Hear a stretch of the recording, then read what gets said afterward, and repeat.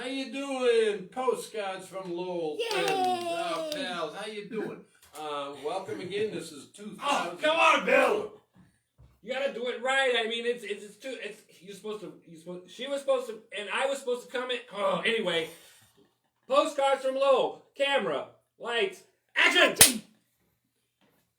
Thank you. Again, that's our overly paid co-producer, Chad Carvel. Hey, Chad. How you been, pal? I'm doing good, Bill. Oh, good. 3 cups of coffee today. Oh, only 3. What a show we have for you today, an expose. I'll get into that in a second, but I'd like to see one. I'm not exposing. Oh. Carol Cooper, thank you for Justin's glass. Love it. Uh-huh. I salute Joan. Joan, who's having her hair done now. She can't watch it. Oh, she's too busy to watch the show? But I told her right now, but it'll be posted. It's connecting back. Mary Ann Cooper is the director. Yep. So, here we are.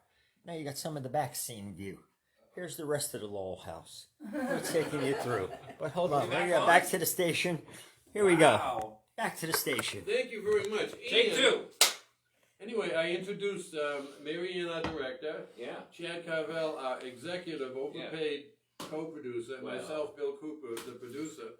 And also the one who got it on. You're going to see him in a few minutes. The technical director. That's right. Technical It's director. Louis Clausey. Very technical, very directing.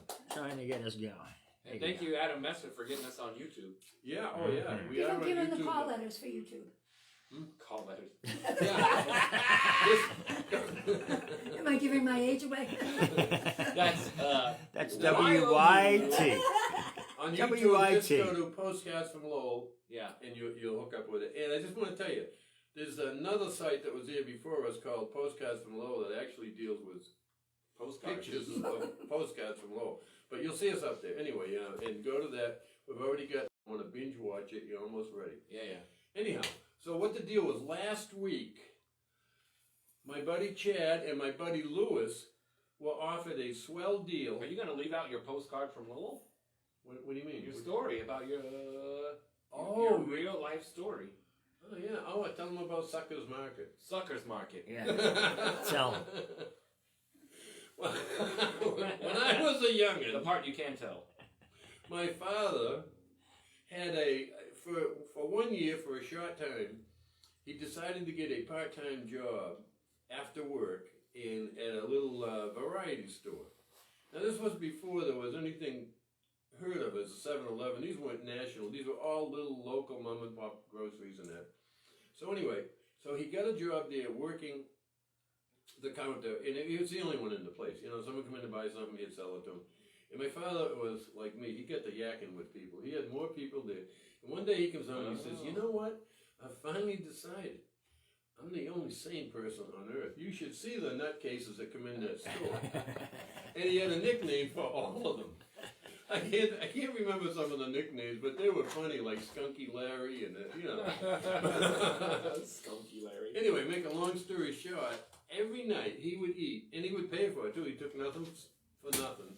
Out of his $1 an hour he got back then, he took a quart of ice cream and a whole apple pie and eat that while he, you know, between customers. He would eat a whole quart of ice cream and an apple pie and then come home 4 hours later and eat his whole supper. Oh my gosh. And as I was saying, he never showed it. I mean, I don't know where it was going. Yeah. And it was, I don't think they're still in business, so I can tell you the name of the place. It was from Lowell. Gene's High Grade Ice Cream. And all I will tell you is this, and it was well named because my father called it Gene's High Grade Crap. Didn't stop him from eating it. Anyhow, let's get back to last week. Fluffed shortening. Last week, as you know, you folks have been watching this since April know that we have been trying desperately to get a date for this lonesome polecat sitting next to me. And we have fixed him up with some of the most beautiful, some of the most intelligent, some of the richest people we could fix you up with, all because they called the magic line here and wanted to date you. Well, last week, when Louis was visiting, we had someone call to date you that has a twin sister. Yeah. So what happened, folks? They hooked up in the, what was it? Not the way it means now. It was the Chrysler 5th Avenue. and the twins showed up. Yes. And Lewis, come on, I'll introduce you. They drove up here from Alabama. From Alabama. Yep.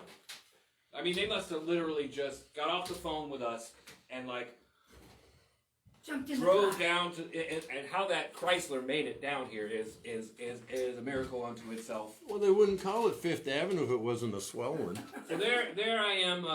Lewis met me at my house because they were gonna just come to my house and pick us up. I didn't want him to know where I lived, just in case. Well, I wouldn't have told them where I lived either if I'd have like known what we were getting into. Well, I was amazed how the car just sat like that. Yeah. I thought it was because the other sister was in the back seat. Now, But my she memory- was talking about collecting coins. Yeah. I never saw a car trunk filled with loose change. I don't know. She must have just gone around spending dollars so that she could fill the back of that car. It The was like, entire when we went back to of the a gas Chrysler Fifth station- Avenue. I couldn't believe when we went to the gas. She's like, "We need to fill up with some gas." When we went over to the Yeah, gas yeah, station, yeah. and she's like, "Hold on, I'll get it." When she opened the trunk, I thought she was at the gas tank or something. Was the access point was in there, but it was amazing. I mean, it was like a pirate's treasure chest. It was a booty trunk. It was a booty It trunk. was filled with some booty. Lots of booty. Widespread booty. And I understand the car was filled with little booty too. Yes. No little booty. How these were fraternal twins. That's all I can say about that. But the really bad part was she had me and Lewis in the back. I was looking for quarters. I'm like, find the quarters real quick. We gotta find $15 worth of quarters real I know, fast. right? It's not a quarter. No. All pennies, nickels, and dimes. Yeah. It's still money. What are you beefing about? Having to count, if you accounted $15 worth of change in like 5 minutes to fill a tank of gas. We had no beef about it afterwards. The gas was that was the looks that we got at the gas station was something else. But Right. And I grew up poor, so I've gotten some looks. But not a trunk full of change. Okay, let's go to the actual date. Now, they came all the way here from Alabama, from seeing you two wonderful guys. Yeah. And so how did the date go? Well, let's just say Lewis over here hopped right in the front seat first where the lady of lesser stature was. That's because I was trying to use my volume to get the car to tip. Oh, right. Yeah, Yeah. that's right. You weigh about 11 ounces more 11 than ounces. That's right. Chad. So the other young woman was in the back, and I was like, I guess I gotta get back there. You squidgled in. I squidgled in. Back seat filled with booty also. It was lots of pirate treasure and a smell. Let me if I could describe the smell in the back seat. You know how when you lose French fries in the car, you know that oily like French fry smell? Yeah. Okay, imagine that. That was the surface smell, and then under that was like a dog, a wet dog. A wet dog. And I'm looking around And for a- the wet dog. And a piece of salmon. And a piece of salmon. Well, I couldn't see this dog, but there was a dog in the car. Out pops from the under of the woman's arm a pug. There was a pug And a between the mug. door and the woman. A pug, a thug, and a mug. We're in the back seat. And I'm just like, oh, what a cute dog. All right, Lewis. All right, let's give us a little example of how the date went for you. Well, we figured that since we had so many coins, it might be good to take a trip to the penny arcade. An obvious choice. An obvious choice with the Bankses. This would be great. No. She doesn't want to lose her change. I'm like, we'll cash it in. We'll get some tokens, Yeah. and we'll play the arcades. Of course, none of the change, the coin converters took pennies, so No. there we are with Digging for dimes. And she actually had a pillowcase. Yeah, Which, exactly. and then it was just like a scoop, like you'd scoop out of the It was a kitty litter scoop. It was a scoop. Yes. I was like, just get a shovel. There you go. And we scooped it in, walked in like Santa Claus with pennies over our shoulder. Totally and ridiculous. Penny on your shoulder. Yeah. Trying to Well, I was stay close. on her shoulder, really. Let's be honest. She kind of carried me through the arcade. Sorry. I don't like being disrespectful, Bill. No, but you have been to every date. Yeah, so I this know. is why I'm asking Lewis if it went all right for him because. Well, it was, it was kind of that same atmosphere and all, and I really tried. You have to say that I tried. I tried to be nice. I mean, we both tried to be nice. Yes. Needless to say, we played a little bit of skee ball. My date broke the plexiglass on the skee ball machine. She had quite an arm. She had an arm. And I wouldn't think you would be able to get it around, to get that much momentum. But she did, boy. Broke with the plexiglass. Oh, I forget that. What was her personality? Was she a swell person? How can I put this nicely? Do you remember Foghorn Leghorn? Yes. Okay. I say. Yeah. That's exactly what she sounded like. And she had a couple of packs of menthol, one on each side, if you know what I'm saying. She stored them here and there. So she had like a foggy voice. She sounded just like, and she's from Alabama, so she gonna get a skee ball and throw that ball on her. All right. I still haven't told me anything negative. How about you, Lewis? It was fun. When we went to the Five and Dime was a lot of fun. That was it. I had no idea that someone could shoplift so much stuff. And she had plenty of 5s and dimes. She didn't have to take anything. But the security guard comes running out of the store. Oh my God, when he tried to tackle her, that was the funniest. It was like a Barney Fife looking guy, and he just jumped on her back, and he said, stop, you're stealing, stop. I thought she was going to throw him in the trunk. She very well could have, but as soon as his little body hit her, all this stuff just started falling out of our clothes.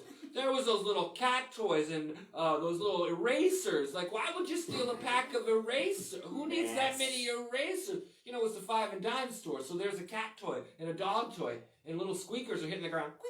It was the breakfast at Tiffany's scene gone bad. Yeah, it was so wrong. So speaking of that, did you guys go out to eat? Go ahead, Louis.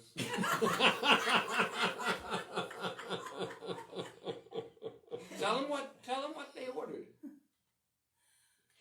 I can't. It was our treat. We were like, we got dinner. Yeah, we got dinner. We got dinner. That was no good. worries. Like, we got that dinner. was good. Good thing we both brought a lot of bills. Yeah, we had paper, and they used it all. We went to what I thought would be like a reasonable place. It's one of those, like all-you-can-eat situations. I figured that'd be good. That kind of accommodates and touches on everything. They ate it all. We got charged for 10 buffets. There was only 4 of us. And you thought Piggy being so lean that nothing was. I was amazed. She ate more than her sister. It was insane. I don't know if we should accept calls anymore, Bill. Overall, they were rather nice ladies. We did have plenty of laughs. I've never laughed so hard. At their expense. One time I literally, when they were in mid-break from their buffet, I was like, hey, Louis, I gotta go to the restroom, but, I don't want to go by myself. I did the ladies thing. So, Oh, yeah. So I go in there and I was like, man, how long are we going to be here? I was like, I don't know, but let's go. Yeah. Is there a window in the restroom you could have slipped out of? Well, there wasn't. Nicely enough, the dishes were piled so high on the table they didn't see us scurry down the aisle and make our way out the door. Needless to say, we left our money on the table and we went out through the bathroom window. It was the reasonable thing to do. Honorable thing to do. Yeah. Because we sat in a booth, and Louis and I sat in the booth, and they went and pulled another table alongside of our table. I'm like, what are you doing? Emptying another buffet. Mm-hmm. Yeah. Well, anyway, listen, I'm glad it went so well. And adventurous. I was a little discouraged, thinking that we couldn't get you out on a nice date, a fun day, just an experience. It was fun. Yeah. We had a great time. I will never experience. So we're not anything going to like that stop again. this. We're going to still urge the single lonely to call, one or both of you or either of you. And this is the way it went. Anyway, this is about our time. We got a couple of minutes left. I'd like to say hi to Debbie Superior. Hey, Debbie. Hello, Uncle Bobby. Hey, Bobby. Catherine Van. Valerie Hartz. Chris Todd. Hey, Chris. Belated happy birthday. Oh, Yes, thanks. oh, to Chad. That's right. Belated happy William birthday to Chad. Buckingham. Oh, it's Will. Happy And- birthday to Julia. It's Will. Julia happy birthday, Goulia's Julia. birthday, and yesterday was Chad and Todd, his twin brother's birthday. So a big hello, a big hi, a big thank you. And Susan. And Susan's birthday is today. Yeah, Mama also. Susan. So yeah, Susan is Lewis's mom, sweetheart of a lady. Yeah. Anyway, happy birthday, Susan, and I hope you see this. Remember, folks, this is on YouTube now, not just my Facebook page, but YouTube. Anyway, signing off. Thank you so much. We love you, Tune in and next week, see you Wednesday next at week. 1. The technical director's